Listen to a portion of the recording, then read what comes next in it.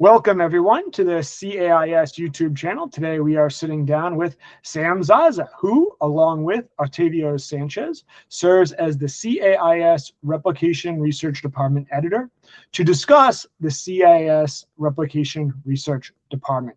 So, Sam, if you would, could you tell our viewers what is a replications research study? Replication research study is really, as the name dictates, it's a replicated study, meaning that you find a paper that you feel that if you redo the whole idea, the whole research question, maybe you're going to find the same results, different results in a different context, or even the same context. It's more about we are kind of building and reaffirming and reaching a consensus about, yes, this relationship exists in such a context, or we are kind of providing boundary conditions like, yeah, this relationship, we found it in this context, but actually we were not able to confirm it in another context and situation. So as the name dictates, replication, we are repeating, whether it's same method, same tool, or different method, different tool, but it's the same research question. Thank you, Sam. So we have an entire department dedicated to replication research. Why are replication research studies important? Actually, they're very important.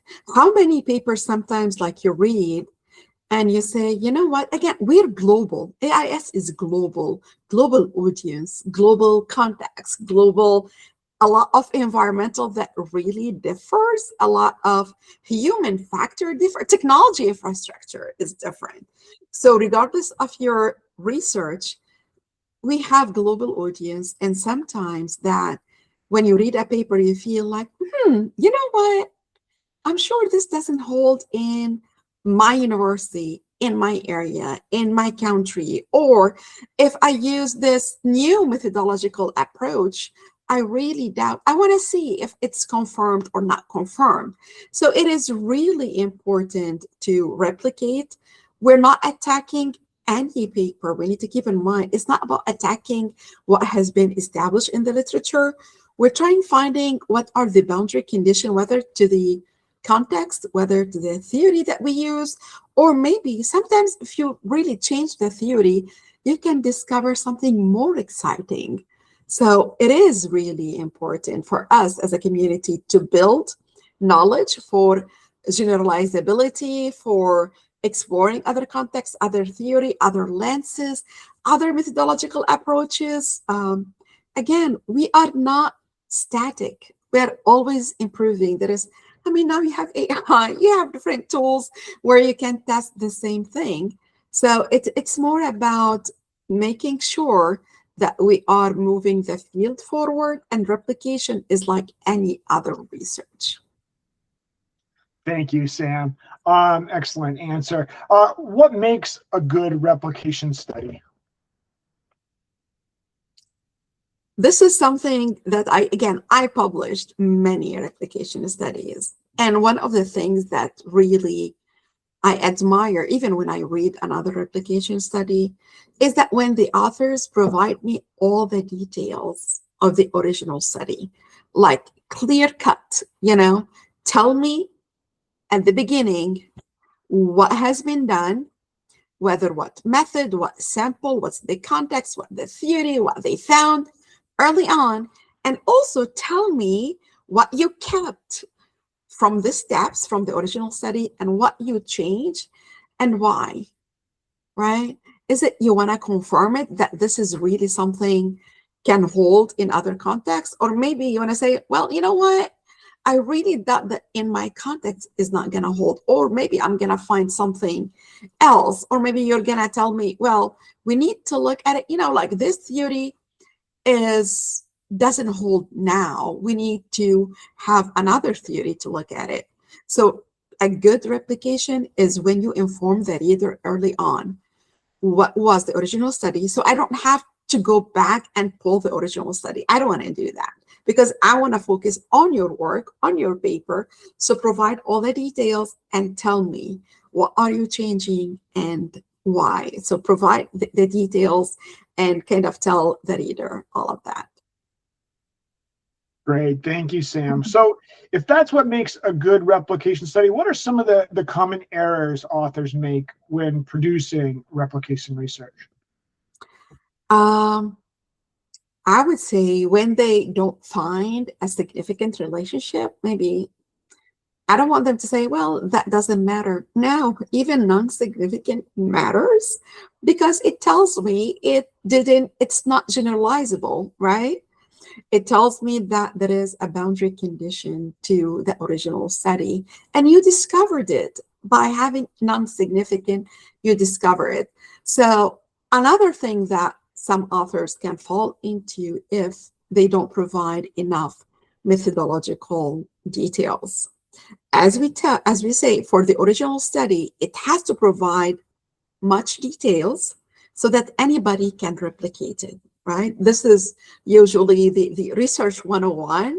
Whenever they teach you how to do research, they always say, whenever you write the paper, be transparent, provide as much details so anybody can replicate your work. The same thing in the replication study, provide as much as methodological or all the steps that you did. So maybe somebody want to replicate the replication that you replicated, right? And it gives more credibility and validity to that. Another thing is when the design itself wasn't that robust to start with. And that's going to be one of the fatal errors in any paper, not just the replication paper. Another thing, again, it's called replication, which means that you need to preserve as much as you can of the original model, of the original research question. So if you're just going to keep the dependent variable and change all other variables, I really doubt we can still call it as replication, because this is going to be like a totally new paper. So this is kind of the common errors that I can think about. But again, as long as we provide on our website we provide them clear steps, we provide them clear guidance, they can always reach out to us whenever they're in doubt. But mainly, I think these are the major common mistakes, or common, I don't want to call mistakes, but errors or faux pas. So looking to the future, Sam, what do you see when you think about replication research? Is it expanding? Is it changing? What does the future of replication research look like? I think it's still not considered as a mindset as any other research, right? We write it differently. The starting point is different, but actually it is about confirming or discovering new things as in any other research. So a replication research has the same value as any other research paper. And I don't believe universities maybe look at it from that perspective yet. And the reason why I'm saying yet, because I think since they started with the AIS TRR and now to CAIS and having its own department, AIS is giving it a more institutional credibility, right? Because again, CAIS is well respected. It is it is also ranked. It is the whole 9 yard. So I think we are, as a society and scholars, we are moving in the right direction.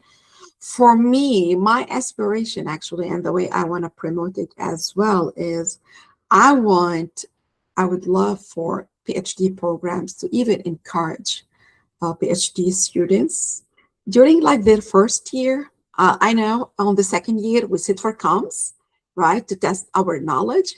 I would say, why we don't make it this, I don't want to say a requirement, but something like for the first year, let them submit to to our department, to the replication department, you know, and this way they will get used to first to the publication process, to the whole research process, the review process, and how long it takes, and how patient you need to be, and how to read the reviewers, how to address it's a learning experience, honestly, right? And if we can instill in them that this is a worthy research career,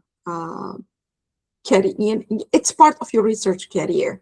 It's not, it does has value. It does have value, right? And we need to integrate it more into the PhD programs, in my opinion. And I hope I'll be able with Octavia to do that, to suggest that, encourage them to submit. It's a learning experience. But again, you see, like, honestly, like senior scholars doing replication, because sometimes you see, like, sometimes when we replicate, and let's assume the relationships doesn't hold, maybe it will give you an indication, like maybe we need actually to reconsider the domain definition of a certain construct, which lead to another research stream. You know, you're not stuck just with replication. I think replication, like a checkpoint. Are we still okay in our knowledge? Yes or no? If yes, that's great. If no, let's rediscover. Is it the context? Is it a boundary condition of the theory? Do we still adopt the same theory to look at the same phenomenon? Or we need to go hunting for a new theory? Or does the construct still hold? Or do we need to reconceptualize the construct? We have some concepts that are 20 years old, right? And I think by replicating, it could give us a new research stream to indicate that it is time to change how we do that specific stream of research, or that specific dependent variable that we are studying. So I do believe replication can lead to opening a new research stream and new regular research articles as well. It's our checkpoint. Check health, honestly, right? We go and check at the doctor twice a year, right? As a way of prevention. And this is how I see a replication. It's a healthy process. We need to go through to make sure that what we are seeing holds, generalizable, what are the boundary conditions, and is it time to reconceptualize any construct or to start a new research stream based on what we are saying. So we need to give more prestige to replication, because it could be the start of multiple new things. Yeah. Great, thank you, Sam. So you are the department editor with Octavio. What message do you have for authors submitting replication research to CAIS? I would say explore, right? Whenever in doubt, do a replication. You never know. It could be your first paper, but it's gonna lead to other papers as well. Again, as the previous director, we're gonna give full attention to it. We will make it as fast as possibly we can. I highly encourage everybody to engage in building this consensus on knowledge and rediscovering the boundary conditions of what we discovered over the last 40, 50 years. And we need, it's a collective efforts, and replication could be one of the starting points to do so. So yeah, engage in replication, encourage your PhD students as well. I think it is our aim and our goal to build knowledge as any other research paper. Thank you so much, Sam. Thank you so much for your thoughts on replication research and for taking this leadership role and for offering all this insightful commentary on replication research with us today. Thank you so much for your time and your service to CAIS and to the AIS and IS community. My pleasure, David. And I want to thank you for all the hard work that you do. It takes a village, and you are doing the majority of that. I want to thank you sincerely. You've been amazing. So thank you, honestly. Thank you, Sam. My pleasure.